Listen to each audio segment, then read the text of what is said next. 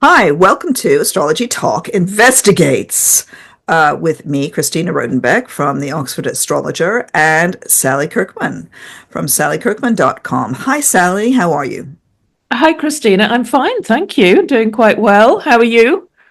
Um, I'm fine. Are you looking forward to Valentine's Day? Well, uh,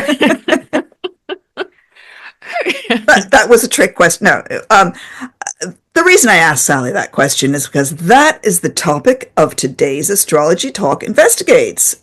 Why is Valentine's Day so often a bit of a disappointment? I know. Well, in my diary, it'll just be going whoosh. It's just another day, you know. But it's a huge day, isn't it? It's huge. Well, it's a huge commercial adventure for makers of cards, manufacturers of chocolates, and I think for restaurants and prosecco makers. That is a great. It's a great Yes. adventure for them. Yes. How many good Valentine's days have you had in your life? Well, I think I've had a few when I was with my partner who was a chef. So he would very often cook me something lovely, which, do a special Valentine's Day meal. And that was nice. That was, well, really nice because he was a blooming good chef and I love food. So, I mean, it was a chance to do something special, the two of us. Um, but I mean, it's not really originally about that, is it? I mean, it's always meant to be Valentine's Day as a chance to declare your love to someone anonymously. They're meant to be these anonymous cards, Valentine's Day cards. Which is interesting, the kind of concept of anonymity, isn't it? Yes, it Um, is. And you have to try and guess who it's from. But I don't know. Do the young generation still do that or not? do the youngs do it? My kids used to do it at school. Yeah. There would be the whole thing with, Valentine's cards, who got the most, blah de blah blah. Mm. But it's one of these things that's it's like a kind of horrible popularity contest. It's like who has the best, who's the most loved, right? Yes. Yeah, it Who's is. It's one of who it's gets one the of most cards?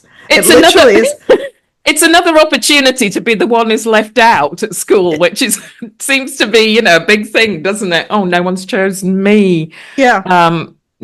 Outsider complex. Maybe that's why, because I mean, February 14th, it's a weird time, isn't it? Because the sun's in a blooming Aquarius. Yeah.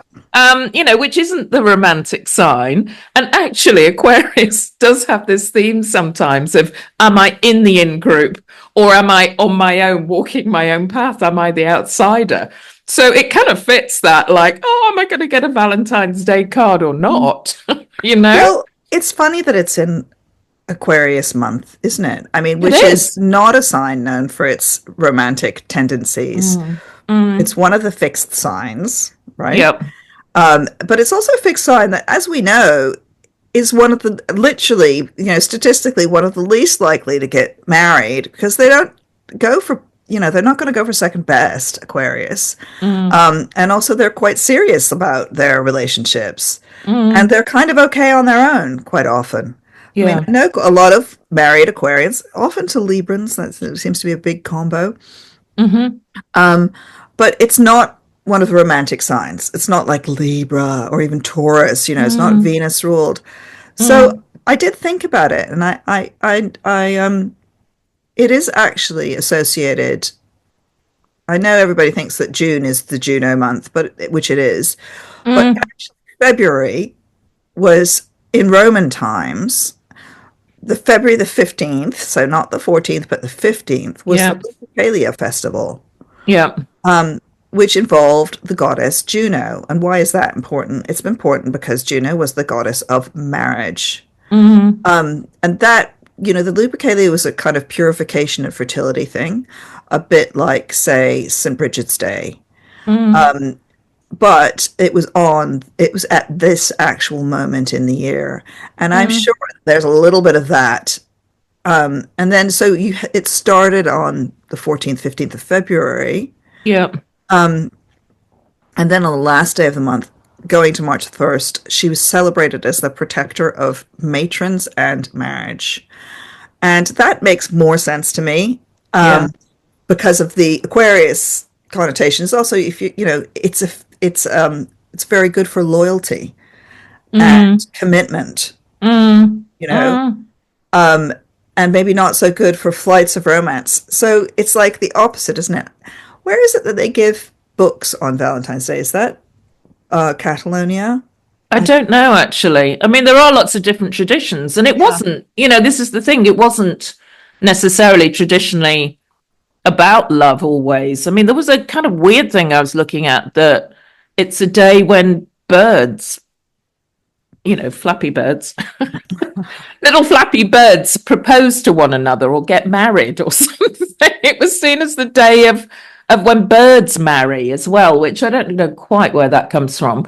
But it was also seen as a time to it was a time of kind of fertility. I think Pan was also associated with Lupercalia or Mm-hmm. Lupercalia. So it was about fertility and getting back out in the fields and sort of tending to the earth and, getting all things going like that. So I think it only became, I think Chaucer was one of the big ones who made it into a festival of love. And then, of course, there was this, it was the sending cards and things. So I it's was kind gonna, of, I was gonna say it's really about card manufacturers. Let's be yeah, it frank. is now. It is now, Well, isn't I it? think it always was. I think it's a 19th century thing of how are we going to get Yes. people to buy our cards? We'll make Valentine's Day a thing. Mm, When you look at those old Valentine's cards, they're terrific, gorgeous little things. Who yeah. wouldn't want to send them? Yeah. But what about this Valentine's Day? Well, let's have a look, shall we? We'll put up the chart for those of us who are on YouTube and our channel. It's at yeah, because some Valentine's Day, you do always have a look because the sun's in Aquarius, which isn't that exciting for Valentine's Day. I mean, you do have a look at what else is going on. And I mean, straight away, the thing that um, leaps out from this is that Mercury, which is communication, the messenger, actually moves into Pisces on this Valentine's Day. It moves in about midday. So, that seems really nice, I think, for words of romantic love. This Valentine's Day, what we should be doing is all writing romantic poetry and saying, I love you in creative ways. Yeah, that's really sweet, actually. Mm, Yeah, I think that, I mean, this is one of the things that sometimes, and there's Valentine's Day and Valentine's Day on there. I mean, there's some good years and some bad years. I yeah. kind of, against the odds, I actually quite like Venus in Aries as well, because Yes. Venus is the goddess of love, and there she is in fiery, passionate Aries, shooting, maybe she's shooting arrows Yeah. of love at Yeah. people, and that's pretty nice, isn't it?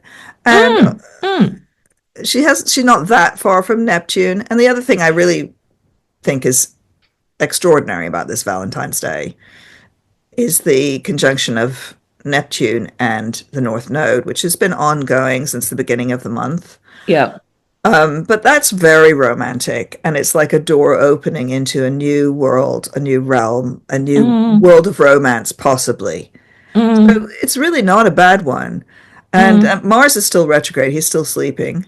mm. So he's not kind of interfering too much, although Yeah. he's about to go direct.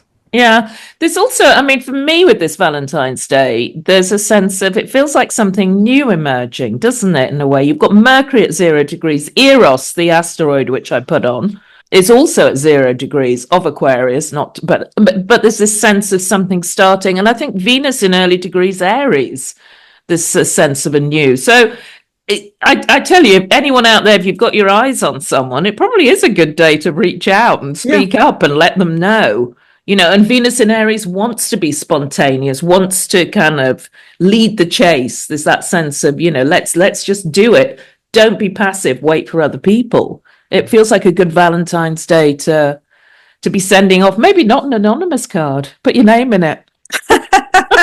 Put your name in that card. and Um, leave and leave your number. Let's get obvious. so Sorry, where do you have Eros? Do you have it at 0 Aquarius? Yes, is that right? Yeah, yeah, I Yes, have it. yes, I yes. have it also.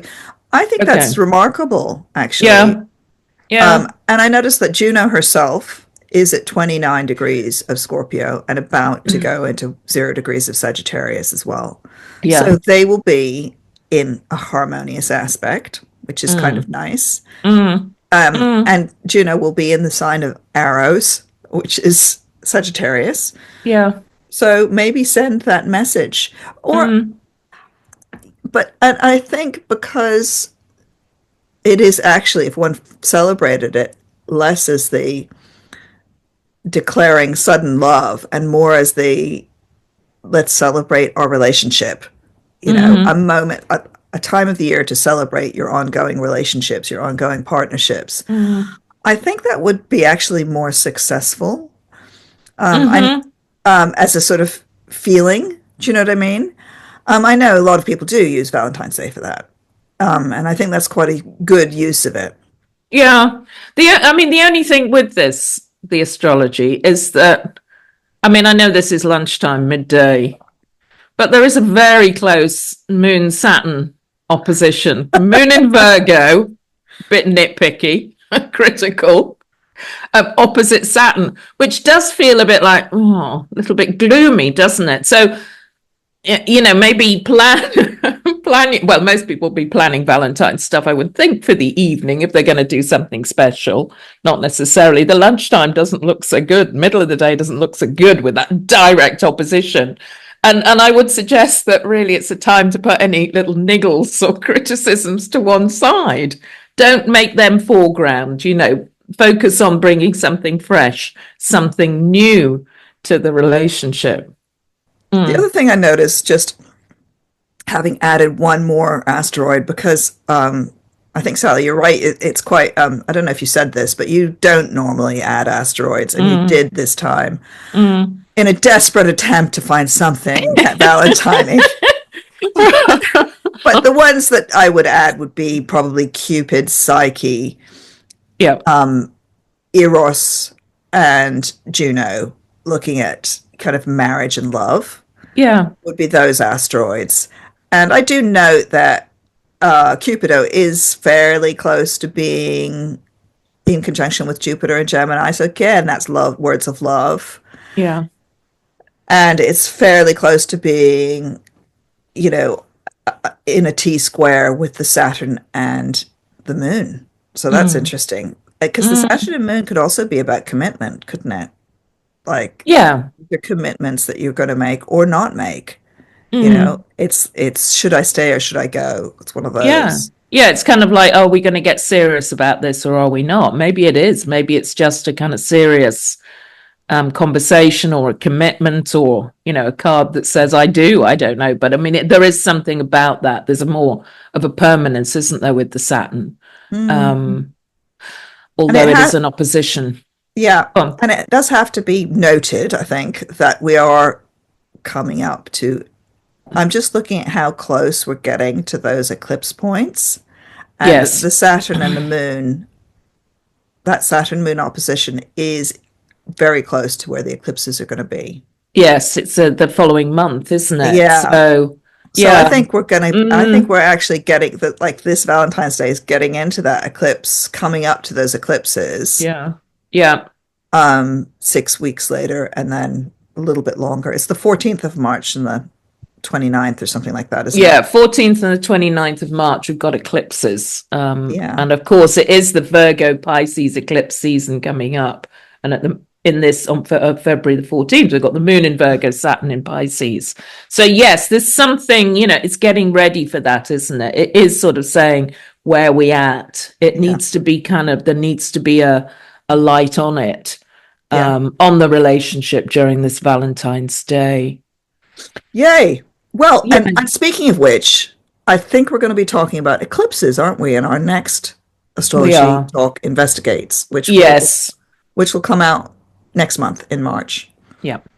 Good. So, do we like Valentine's Day or not? Or should we rename it Galentine's Day, Halentine's Day, which have emerged, which feels more Aquarius, actually, doesn't it? just about, celebrating your friends and Oh, platonic right. love, platonic Oh, love, all of that. That's what it's about, Christina. I Celebrating friendship. I think it's about celebrating commitments. Mm, That's so mm, boring of me, I know, but it just feels to me like there's this solid feeling about, you mm, know, mm. that the fixedness of it. Yeah. And also celebrating freedom from commitment, like the two opposite poles of that. Okay. Is it on or is it off? Yep, exactly. Uh, See you next time. See you next time. Bye.